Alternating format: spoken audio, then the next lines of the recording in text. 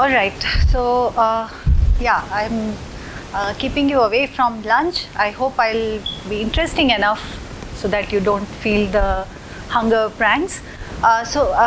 Here today I plan to talk about a few glimpses of how neutrino experiments can actually allow us to probe BSM physics. And as I think we have heard most of the talks were mostly collider physics, dark matter, and so on and so forth. So this is a slight digression from there. And as Amol mentioned, I think in the web working groups, we have been in the different working groups, mostly neutrino, collider, they are separate. But I think Rohini's presence in general, in any meeting, in any room, could be just felt. So it's a very rare thing. Not many people are like that. But at the same time, I think the energy, the enthusiasm, just the Rohini factor has touched so many of our lives that it's really something incredible. Before I begin, I just show you a nice picture of Rohini. This was taken, I think, this was taken during Lepton Photon 2009, where I was also there, and this is during a, I think, trip organized by the organizers. So this, I find that this picture is very nice, calm, serene, and somebody was mentioning, I think Anuradha mentioned that she liked to wear white sari and go for the teaching, for the class and so on. So this just has that in it. I should say that I think my first interaction with Rohini, my interactions have not been on scientific collaboration as much. I think my first connect with her was during I think WEP 2004, IIT Bombay. I was a finishing PhD student at that time, and somehow for some reason there was some scarcity of rooms, and the organizers requested Rohini if you can share your room with a student, and she readily agreed, and I shared the room with her. And in turn also she was not the Rohini Godbole, she was a person, and she told me about her personal things and so on. We had very nice interactions, mostly personal, even during that time. So my, I think, first interaction is from 2004, 2009, and various other times we met here and there, conferences and so on, and we mostly interacted. And sometimes on and off, if there is something she wants to ask, she would just shoot a mail, and she would not get satisfied until and unless the answer is satisfying her. So those interactions I have had with her. This is again an interesting picture. Yesterday Eric was mentioning that he's a sibling of Rohini, and this is the supervisor, Jack Smith. And this was again taken, just accidentally I took this picture because we were just enjoying the boat trip, enjoying this thing, and somebody mentioned that he's her supervisor and happened to take this picture. And while I was digging out these pictures, I was actually also trying to figure out if he is the same person, and Rohini, this is the advisor. So I looked up Inspire HEP. It turns out that Rohini does not have any public paper with him. So the advisor was completely like, I think he allowed for her, her initial years, her to be herself and do things what interested her. And that's something and see how happy she looks with her advisor, and the advisor also looks very proud, right? This is again some other pictures with Rohini. Nava was also there, Katri here, and again somebody mentioned she liked wine, she tolerated wine rather. So yeah, you can see that she liked wine, right?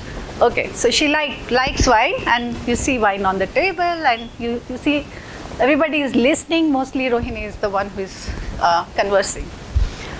Okay, and I think my last communication with her was an email which says, can you please tell, there was some paper which came up on neutrino magnetic moment, and she just shooted me an email which I mean, I had to really look up some other papers and so on. So I summarized and sent her back some reply.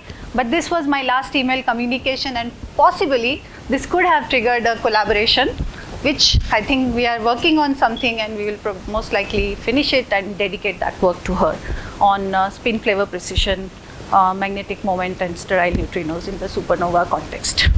Okay, so with that, I think I should begin what I want to say here.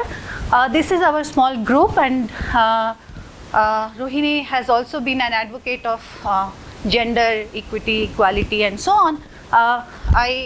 From a distance also, you know, you can do whatever small steps you can do. That's what I think yesterday Anuradha's last slide had, what Rohini would like people to remember her as, what legacy she wants to leave.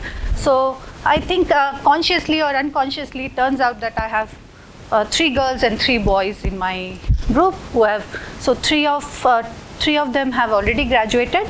This one is working in a college in Odisha. Samiran has just got an offer from NIT Manipur. So Shiba is from Kashmir. She's working as a contractual faculty. She has just had a child, so a break in her career after finishing PhD, but she's planning to come back. Sabila is my current student who is about to finish in June. Kritika and Pavan are new students. So coming back, because there have been no talks on neutrinos, almost no talks on neutrinos, let me just quickly go through. And Swagata, please tell me around 15 minutes so that I'll just decide which slides to skip. I have 15 minutes now, good. So I have 10 minutes to 15 minutes now. Okay, so the idea of oscillations actually came about by, I mean, Pontecarvo is the one who is credited for introducing the idea of neutrino oscillations. And in fact, what Pontecarvo suggested was that in the hadronic sector, there is K0, K0 bar oscillation.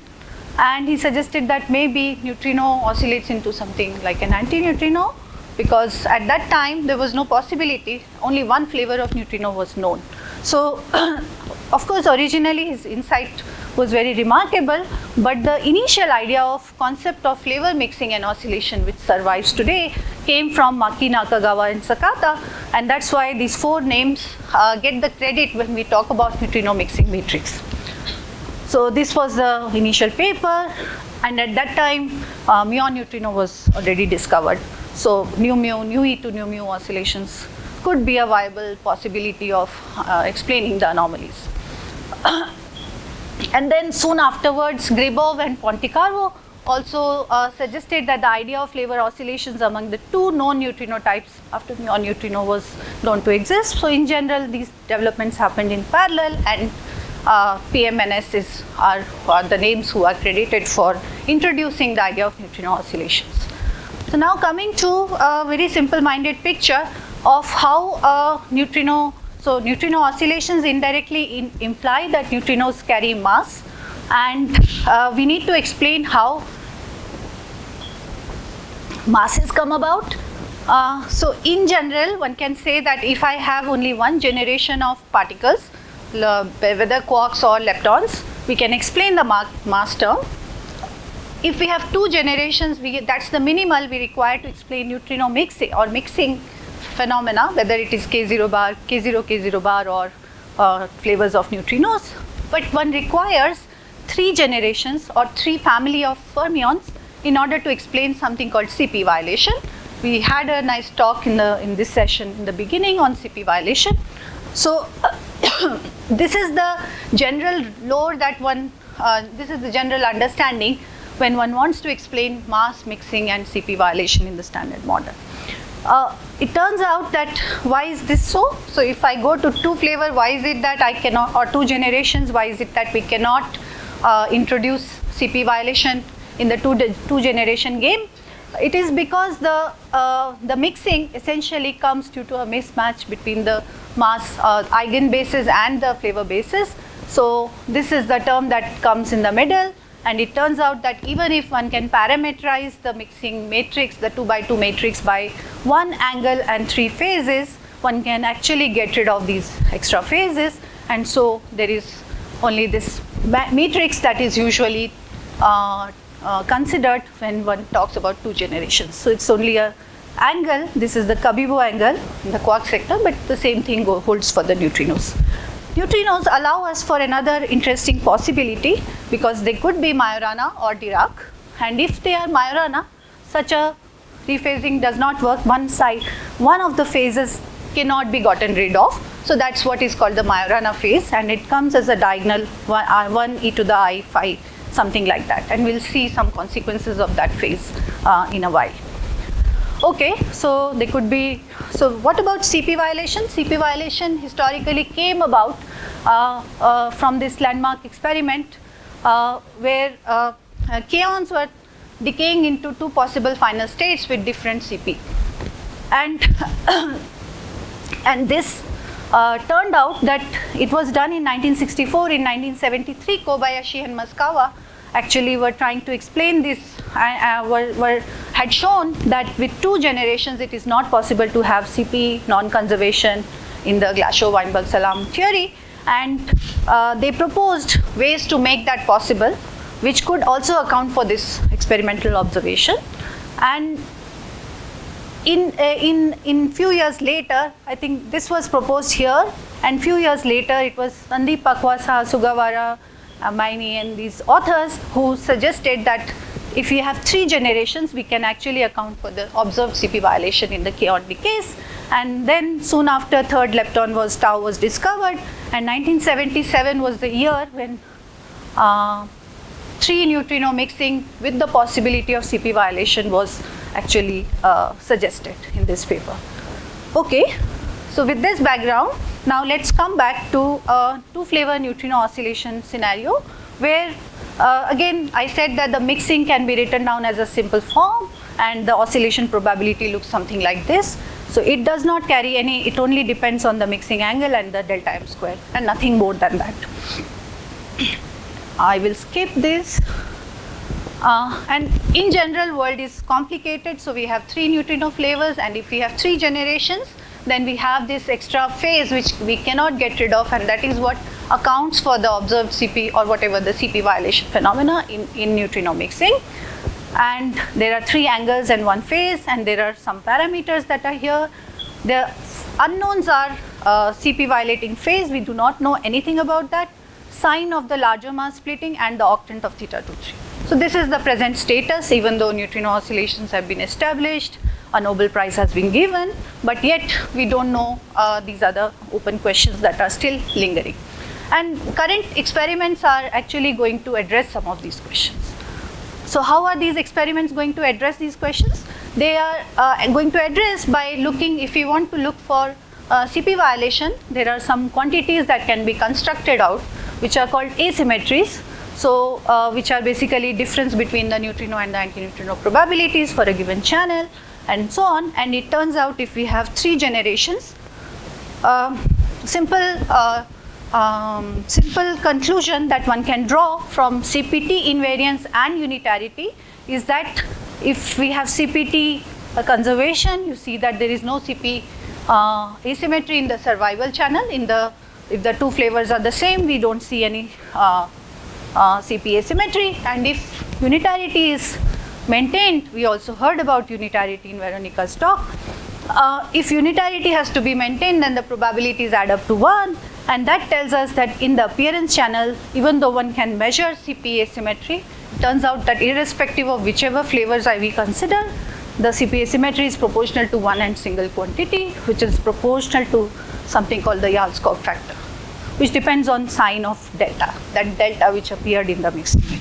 So in the standard 3-flavor paradigm, there is only 1 CP phase, and this is the source of CP violation, and this can be measured through asymmetries of this kind. Now, even if it is 1 single quantity, irrespective of the channel we consider, measuring this is a big challenge. Measuring this is a big challenge because it turns out that matter is CP asymmetric. So even if in vacuum this delta is the only sole source of CP violation, matter effects complicate the problem, and matter effects complicating the problem leads to the fact that even when delta is 0, it turns out that analytically one can show and also numerically one can see that even if delta Cp is 0, you get some non-zero remnant asymmetry. So when one is making a conclusion about the value of the delta, one has to be careful and mod out these effects, because all these long baseline experiments are plagued by something called matter effects. So intrinsic versus extrinsic separation of Cp effects and so on is a very important critical thing to be addressed before we actually make conclusions about Cp phase. Okay, now coming to neutrino experiments. Normally, most of the long baseline experiments are actually at certain values of baseline and energy. They are actually somewhere where they want to maximize the phase term, which is the delta m square L by 4E. So L by E is something which is inverse of the delta m square that one is trying to probe.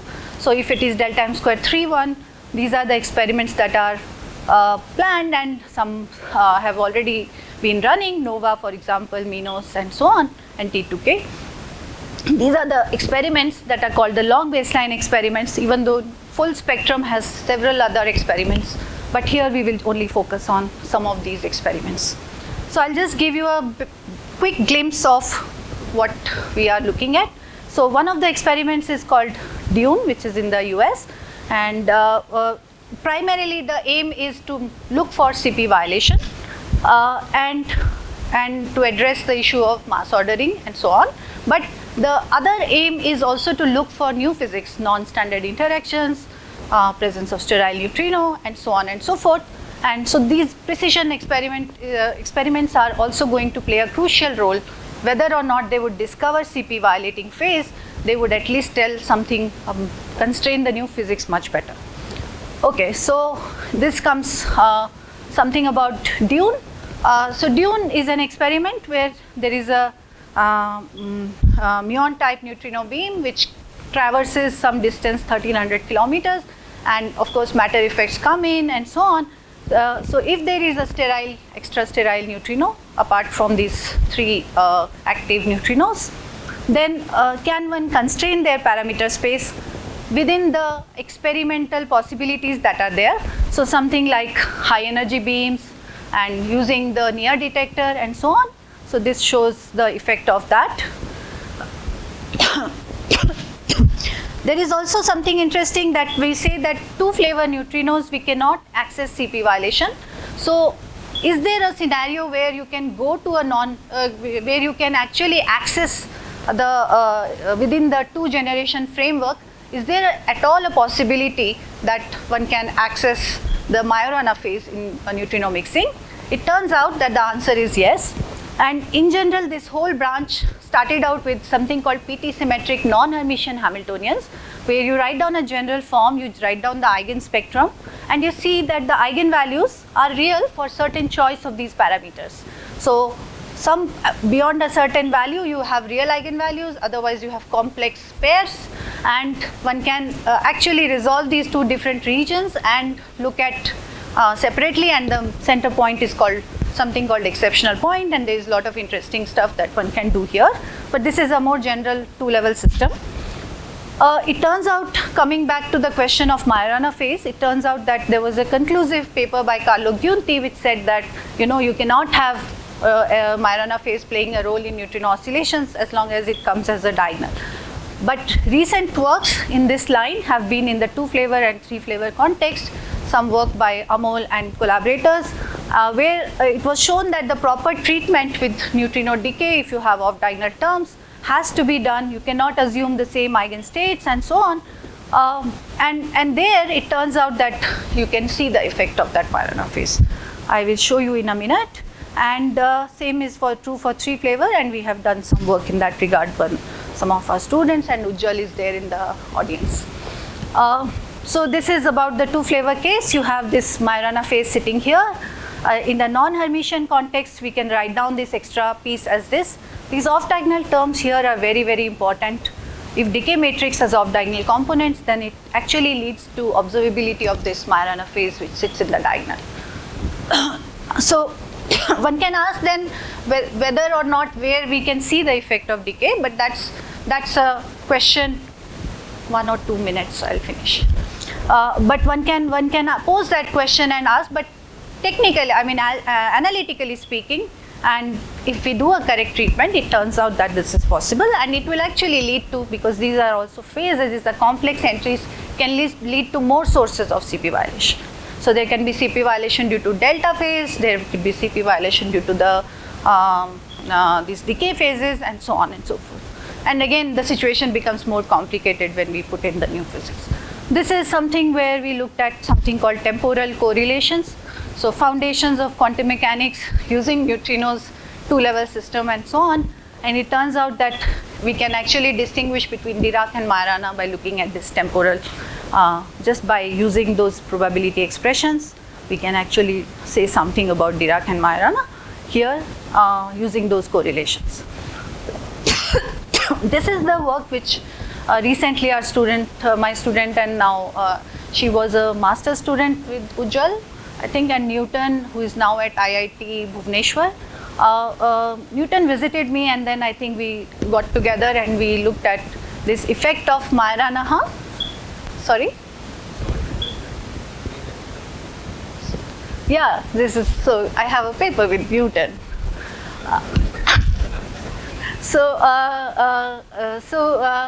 What was I saying? Yeah, okay, so we looked at the three flavor context and saw the effect of Majorana phases in this whole scenario, so whether one can see things like that. So it turns out there are neat analytical expressions, and you can look at parameter degeneracies and so on and so forth.